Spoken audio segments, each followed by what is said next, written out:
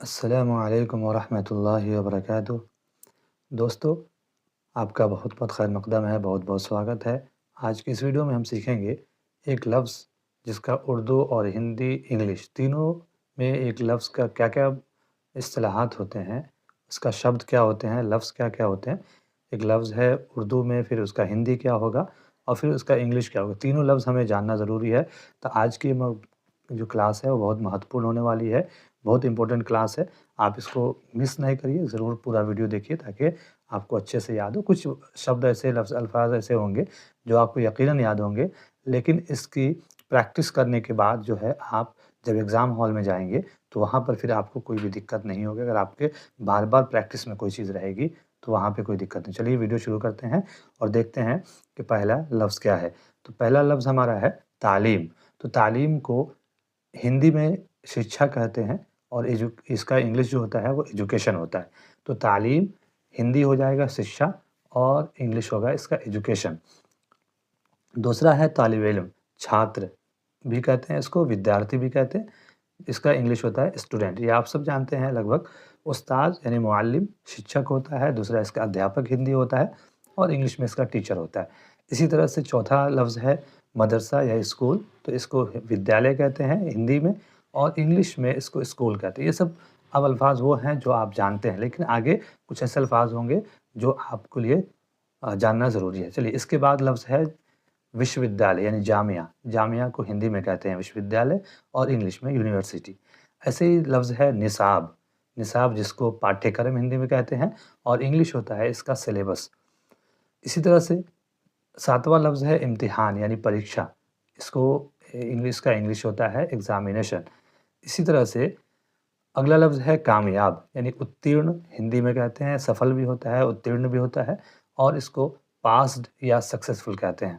यानी अगर एग्ज़ाम में पास हो गया, एग्ज़ाम में कामयाब हो गया तो उसको पास्ड कहेंगे और किसी काम में अगर वो सफल हो गया तो उसको सक्सेसफुल कहेंगे। तो ये दोनों लफ्ज़ आप अल्फ़ाज़ याद करिए, अल्फ़ाज़ का याद होना बहुत ज़रूरी है मुआविन उर्दू मुतरजिम के लिए। इस तरह से नाकाम, नाकाम को हिंदी में कहते हैं उत्तीर्ण, दूसरा होता है विफल, फेल्ड या अनसक्सेसफुल भी होता है। तो यहाँ पर नाकाम लफ्ज़ है, उसका हिंदी होता है अनुत्तीर्ण। जैसे कोई विद्यार्थी या कोई तालिब इल्म जो है अगर फेल हो जाता है, तो उसको अनुत्तीर्ण कहते हैं और ऐसे किसी काम में इंसान जब कामयाब नहीं हो पाता है, नाकाम हो जाता है, तो उसको विफल कहते हैं और इसको फेल्ड कहते हैं एग्ज़ाम में और ऐसे किसी काम में अगर वो नाकाम होता है तो उसको अनसक्सेसफुल कहते हैं। इसके बाद 10वां लफ्ज़ है हमारा मज़मून, जिसको हिंदी में विषय कहते हैं और इस इंग्लिश होता है इसका सब्जेक्ट। ये अल्फ़ाज़ हैं जिनको बार-बार आप रिपीट करिए ताकि जो है आपके ज़हन में ये चीज़ बिल्कुल अच्छी तरह से बैठी रहे। इस अगला लफ्ज़ है हमारा किताब, पुस्तक हिंदी में कहते हैं और बुक इंग्लिश में कहते हैं। उसके बाद 12वां नंबर है तरीक़े तालीम, शिक्षण पद्धति।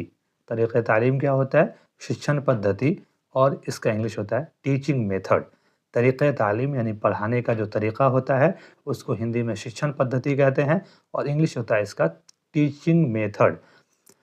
13वां लफ्ज़ है तहक़ीक़, शोध, अनुसंधान। इसका इंग्लिश होता है रिसर्च। 14वां लफ्ज़ है तरबियत यानी प्रशिक्षण, ट्रेनिंग। ये अल्फ़ाज़ आप इसको बार-बार पढ़ें। तरबियत का हिंदी हो जाएगा प्रशिक्षण और इसका इंग्लिश होता है ट्रेनिंग। तहक़ीक़ का हिंदी होता है शोध या अनुसंधान और इसका इंग्लिश होता है रिसर्च। तरबियत का हिंदी होता है प्रशिक्षण और इसका इंग्लिश होता है ट्रेनिंग। 15वां लफ्ज़ है अहलियत, इसका हिंदी होता है योग्यता। इंग्लिश होता है क्वालिफ़िकेशन या एलिजिबिलिटी। तो 15वां लफ्ज़ हमारा है अहलियत, यानी कौन किसी काम के लिए अहल होगा। ये बोलते हैं ना, ये इंसान जो है इस काम की अहलियत रखता है यानी योग्यता रखता है, तो उसको इंग्लिश में बोलते हैं क्वालिफ़िकेशन।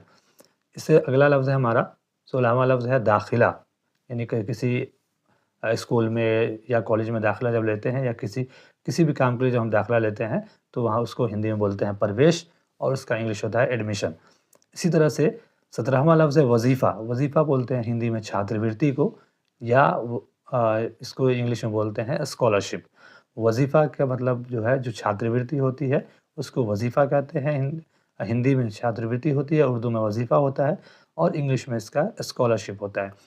18वां लफ्ज़ है नतीजा, यानी हिंदी इसका होता है परिणाम और इसका इंग्लिश होता है रिज़ल्ट। नतीजा, परिणाम, रिज़ल्ट।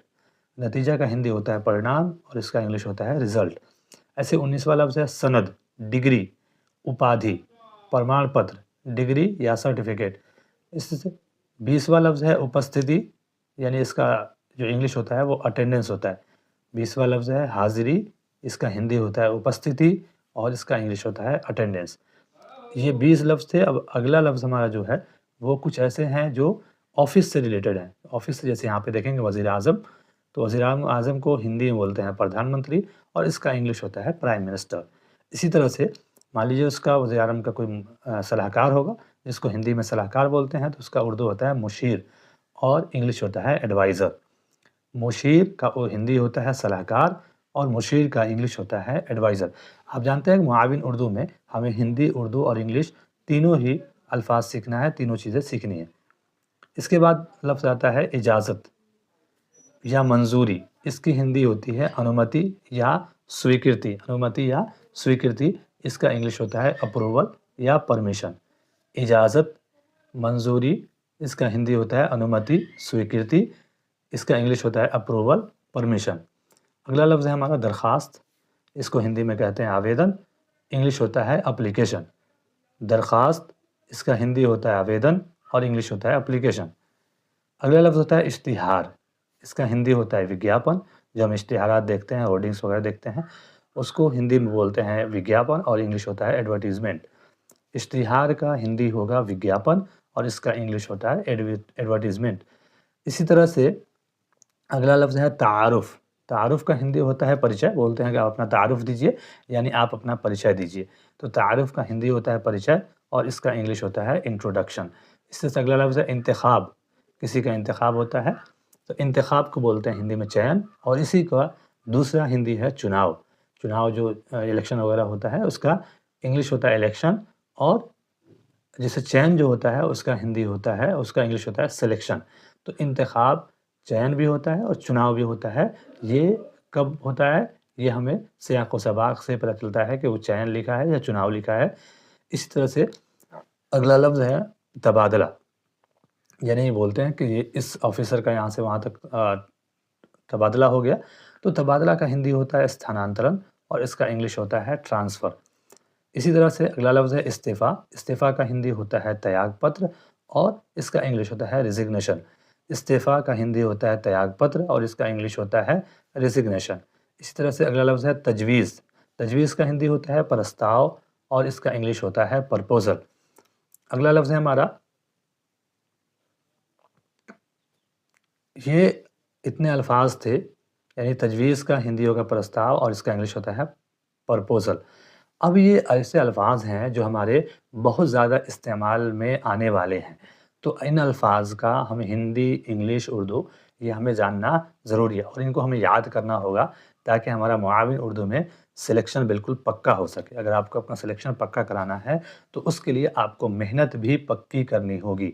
अगर आप कच्ची मेहनत के भरोसे रहेंगे तो आपका सिलेक्शन होने में थोड़ी मुश्किल आएगी। इसलिए अगर चाहते हैं कि एकदम पक्का सिलेक्शन हो जाए तो आप मेहनत भी पक्के तरीके से मज़बूत इरादे के साथ और पूरी मेहनत और जोश के साथ जो है आप तैयारी करें और इन अल्फ़ाज़ को बार-बार दोहराएँ ताकि अगर यहाँ ये अल्फ़ाज़ आते हैं और इनमें से कुछ ना कुछ अल्फ़ाज़ ज़रूर पूछे जाएँगे।